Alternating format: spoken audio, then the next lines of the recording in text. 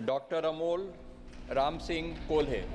मी doctor Amol Ranjana Ramsingh Kolhe लोकसभेचा सदस्य म्हणून निवडून आलो असल्याने परमेश्वरास स्मरून शपथ घेतो की मी कायद्याद्वारे स्थापित भारतीय संविधानाप्रती अनन्य श्रद्धा व निष्ठा बाळगीन व भारतीय सार्वभौमत्वाचे आणि भारतीय एकात्मतेचे निर्धारानं रक्षण करीन आणि जे कर्तव्य आता मला प्राप्त होत आहे ते प्रामाणिकपणाने पार पाडेन। जय शिवराय, जय महाराष्ट्र।